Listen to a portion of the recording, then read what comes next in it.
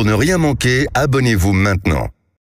Jean-Jacques Bourdin. Il est 12h13, notre invité Philippe Brun, député socialiste de l'Eure. Philippe Brun, bonjour. Bonjour. Merci d'être avec nous. Retrouvons le peuple. C'est un peu un cri du cœur que vous poussez, Philippe Brun. Je poserai une question complémentaire. Est-ce que être de gauche aujourd'hui, c'est être contre l'autoroute, contre la viande, contre les compteurs Linky ? Non, bien sûr, être de gauche, c'est défendre les salaires, les retraites, les gens qui travaillent dur. Et effectivement, cette phrase qui est issue d'une interview que j'ai donnée au Point ressort de conversations que j'ai avec les gens chez moi en Normandie sur les foires à tout. Les gens vous parlent des compteurs Linky, de la viande, de l'autoroute ? Non, les gens me disent, au contraire, ils me disent, on vous attend pas que sur ce sujet-là. Ils nous disent, la gauche est à côté de ses pompes. On vous attend sur les salaires, on vous attend pour défendre ceux qui travaillent dur, et finalement vous partez dans beaucoup de combats périphériques. Vous pensez que la gauche est à côté de ses pompes ? Oui, je crois que, en tout cas, c'est vérifié aujourd'hui dans les sondages. Ce qu'on constate, c'est que on parle pas suffisamment aux gens. Voilà. Alors on a retrouvé, je crois, un certain nombre de choses. Maintenant, on a un discours extrêmement clair sur les salaires, un discours très clair sur les retraites, un discours clair sur le pouvoir d'achat, et je crois qu'on doit se poser ces questions, retrouver les gens pour lesquels nous sommes censés nous battre. La gauche, elle a été inventée dans ce pays à la fin du 19e siècle pour défendre les ouvriers, les gens qui travaillent dur. Et c'est ce combat qu'on doit retrouver. Oui. Étiez-vous devenu le parti du peuple sans le peuple ? Oui, un petit peu. Oui, c'est cette phrase de Joseph II, c'est le despotisme éclairé, c'est le peuple sans le peuple. Oui. On a un problème aussi de représentation politique. Aujourd'hui, 80% des députés sont cadres, alors que 80% des Français ne le sont pas. Moi, j'ai créé une école qui s'appelle l'école de l'engagement, qui est réservée aux ouvriers et aux employés. Et le but, c'est qu'on ait beaucoup plus d'ouvriers et d'employés à l'Assemblée nationale. Moi, je pense qu'il faudrait qu'on ait au moins dans les investitures des partis 40% d'ouvriers et d'employés, car l'Assemblée, elle doit ressembler au pays. Alors, vous avez lancé une convention, Retrouvons le peuple, Philippe Brun. D'abord, est-ce que ces remarques sont partagées ? Absolument. C'est une convention. Vous êtes certain partout ? En tout cas, le Parti Socialiste, c'est une convention du Parti Socialiste que m'a proposé Olivier Faure, donc qui est très conscient de tout cela. Et le Parti Socialiste a décidé de consacrer toute son année de travail à cette question. Voilà, comment retrouver les gens qui ont vocation normalement à voter pour nous, dont on est censé porter la voix et qui aujourd'hui se réfugient dans l'abstention ou dans le vote Rassemblement national. Donc toute l'année, on va travailler sur ce sujet-là. Donc cette convention, elle se structure en 2 temps. D'abord, on va faire une sorte de commission d'enquête citoyenne. On va auditionner tous les gens qui ont participé à cette déconnexion profonde entre la gauche et les gens. On va auditionner les rédacteurs de la note Terra Nova. On va en reparler peut-être tout à l'heure. On va discuter. Et puis, on va ensuite aller à la rencontre des gens. On va aller faire un tour de France, voilà, à la fois dans les quartiers populaires urbains et dans la France périphérique, que je représente, dans les territoires périurbains et ruraux. Et à l'université d'été du PS à Blois, ce sera fin août. Et on fera une grande synthèse de tout ce qu'on a appris. Et moi, je remercie le Parti Socialiste et Olivier Faure d'avoir justement fait cette évolution très positive. Ce qui est étonnant, c'est que c'est un énarque, vous êtes énarque, qui s'aperçoit de cela, de l'abandon du peuple. Voilà, pardon, Philippe Brun, mais c'est vrai. Oui, alors après, vous savez, je ne vais pas m'excuser. Vous êtes d'origine modeste. Pas modeste, je viens de la classe moyenne française. Ma mère est prof au collège du Vaudreuil dans ma circonscription. Mon père, il est agent EDF. Oui, mais modeste, comprenez ce que je veux dire. Non, mais je ne suis pas modeste. Vous n'êtes pas l'élite. Non, je veux dire, après, voilà, j'étais... Vous n'étiez pas dans l'élite française. Ma mère est enseignante, donc comme beaucoup de fils d'enseignants... c'est l'élite. Oui, ma mère est enseignante et comme beaucoup de fils d'enseignants, je fais de bonnes études. Voilà, c'est comme ça que font les fils d'enseignants. Mais voilà, moi j'habite dans ma circonscription, j'ai jamais habité ailleurs. Lorsque vous allez rencontrer dans les foires à tout, les citoyens, qu'est-ce qu'ils vous disent tous les dimanches, tous les week-ends ? Ils nous demandent d'être à leur côté. Il y a une vraie colère sociale aujourd'hui dans ce pays. On a le sentiment que le président de la République est enfermé à l'Élysée et comprend pas les problèmes des gens. Là, il y a un gros sujet en ce moment sur l'inflation. Quand on voit que le panier moyen a augmenté de 170 € chaque mois, il faut des mesures très fortes sur l'inflation. Et clairement, ce qu'a annoncé le président de la République, c'est pas suffisant. Il nous demande aussi plus d'écoute. Ce qui a été annoncé hier, là, les 2 milliards de baisse. Quelles mesures contre l'inflation ? Moi, je pense qu'il faut attaquer le problème à la racine. C'est quoi le problème aujourd'hui de l'inflation ? C'est la crise énergétique. Et quel est le problème de la crise énergétique ? C'est le marché européen de l'électricité qui nous amène aujourd'hui à vendre acheter notre électricité à 300, 400. L'Europe s'en est saisie. Oui, mais l'Europe, vous avez vu la proposition de réforme... Parlement européen va... Mais vous avez vu la proposition de réforme de la Commission c'est une vraie formette. On indexe toujours le prix de l'électricité sur le prix du gaz. Alors que nous, en France, on produit notre électricité d'origine essentiellement nucléaire et renouvelable, et on paye une électricité extrêmement chère par rapport à ce qu'on produit. On produit notre électricité à 45 € du mégawattheure, et les consommateurs, ils l'achètent à 300 € au tarif réglementé, et les industriels 500, 600, 700 € du mégawattheure. Il n'y a pas que l'énergie dans l'inflation et dans la hausse du coût de la vie. C'est beaucoup l'énergie, c'est-à-dire que c'est essentiellement énergétique. Alors, les salaires, voilà. Est-ce que vous êtes favorable à une indexation des salaires sur l'inflation? Oui, même le FMI aujourd'hui dit que ça fait sens. Donc moi, oui, je suis favorable à ce qu'on indexe les salaires sur l'inflation. Les économistes qui étaient là juste avant nous... Parce que la CFDT ne défend pas cette théorie. Hein. Oui, voilà, moi j'ai écouté les économistes qui étaient sur votre antenne juste avant, très sérieux, qui disent que aujourd'hui augmenter les salaires ne ferait pas augmenter l'inflation. Donc il y a une distinction aujourd'hui, comme l'inflation a des causes essentiellement énergétiques, augmenter les salaires n'agirait pas à la hausse sur les prix. Donc moi je pense qu'il faut le faire. Mais alors pourquoi est-ce qu'aujourd'hui, sur le pouvoir d'achat, le parti le plus crédible, c'est le Rassemblement national?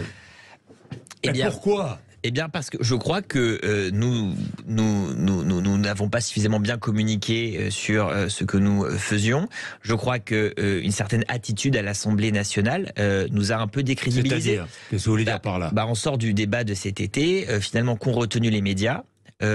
La gravité et le sérieux, soi-disant, des députés à l'Assemblée nationale parce qu'ils avaient une cravate, et puis un sentiment de gaudriole par un certain nombre de députés de gauche. Gaudriole, voilà. Gaudriole, on s'amusait pas toujours. Un sentiment, en tout cas, un sentiment de bazar. Et moi, les gens me disent beaucoup le week-end, c'est drôle parce que franchement, je pensais pas que ça m'arriverait un jour. Les gens me disent le week-end, me plaignent. Ils me disent c'est pas trop dur l'Assemblée en ce moment. C'est quand même rare qu'on plaigne les députés. On est quand même des privilégiés. Les gens me plaignent parce qu'ils ont le sentiment qui est je crois qui est médiatiquement alimenté, que l'Assemblée est un immense bazar, ce qui est pas le cas du tout. En vérité, à l'Assemblée, les débats sont très très calmes en vérité. Mais ce qu'ont retenu les médias et donc ce qu'ont retenu les gens, c'est que on n'était pas suffisamment sérieux sur ces sujets-là. Alors je pose une question que posent plusieurs analystes politiques. Est-ce que la surenchère verbale anti-macroniste rend la gauche inaudible?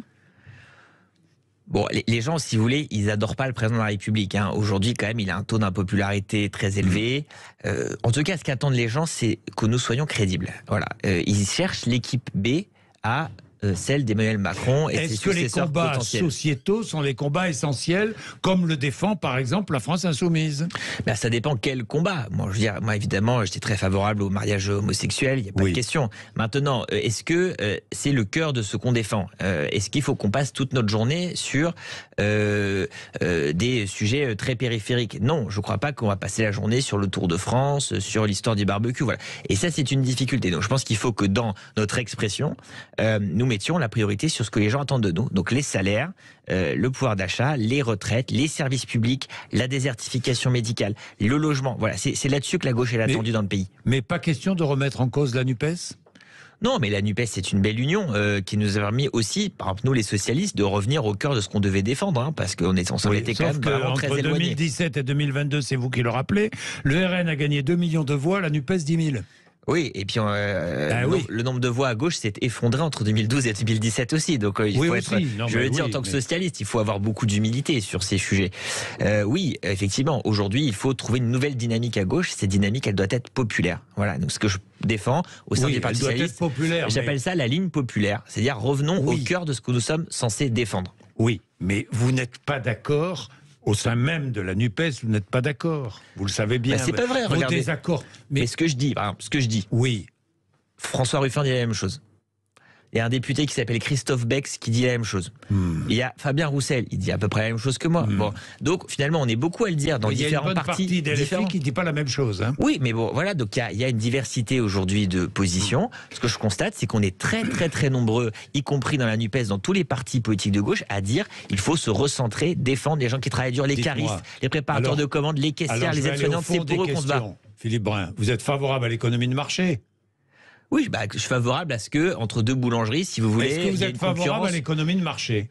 Oui, évidemment. Je suis favorable. Je suis pas favorable, à tout retirer du marché. Demandez à Europe Écologie Les Verts s'ils sont favorables à l'économie de marché. Vous allez entendre la réponse. Personne ne propose de tout étatiser. Et voilà, moi je suis favorable, si vous voulez, qu'entre deux boulangeries sur la place du village, il y ait une concurrence sur le prix de la baguette entre les deux. Bon, sans équivoque au soutien à l'Ukraine. Ah bah évidemment, bien sûr. Bah, oui, demandez à des députés LFI s'ils sont favorables sans équivoque au soutien à l'Ukraine. Mais oui, ils sont sans équivoque là-dessus. Ils ont été caricaturés. Vous êtes pro-européen.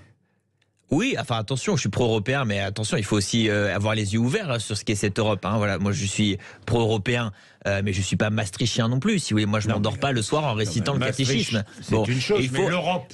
Non, mais vous êtes pour une Europe fédérale? Non, pas du tout. Non, pas du tout. Vous êtes pour une Europe. Vous êtes pour l'Europe. Vous êtes pro-européen. Oui, mais attendez, caricaturons pas. Je suis pro-européen, mais je crois que je suis la jeune génération. Hein, Maastricht, c'est le même âge que moi. Je pense qu'il faut aussi tirer un bilan de la construction extrêmement libérale de l'Union européenne. Et donc, pardon, on peut être pro-européen, si vous voulez, sans faire des prières païennes devant les directives européennes, reconnaître que le grand désordre énergétique qu'on vit aujourd'hui, il est d'origine de ce cadre européen, et que l'Europe a une contribution décisive à la montée du populisme, notamment de l'extrême droite. Donc, on peut être très européen comme je le suis et proposer une vraie réforme aujourd'hui de nos traités. Est-ce que vous pensez qu'à LFI, on est très pro-européen? Oui, mais bien sûr, il ne faut pas caricaturer bien sûr, ils ne sont pas anti-européens. Ils sont effectivement favorables à réformer profondément les institutions. Nous aussi. Est-ce que vous êtes favorable à une liste commune? Une liste commune aux européennes? Alors, je fais entre PS, Europe Écologie Les Verts, PC, LFI. Écoutez, les choses, elles sont simples. D'accord? On sera en 2024. Il faut que les gens aient un bulletin de vote assez clair. Les gens, ça va être désespérant s'ils voient sur la table de vote 5 bulletins de vote de gauche différents. C'est désespérant. Le PS, c'est clair, un bulletin de vote PS? C'est désespérant. Pas clair. Bon, alors, moi, la position que je porte, elle est pas, c'est pas celle officielle du parti. Hein, donc c'est ma position à moi. C'est votre position, mais c'est pour ça que je vous interroge. Moi, ma position, c'est qu'il faut se rassembler. Parce qu'en face, on a le Rassemblement national qui va faire 28-29%.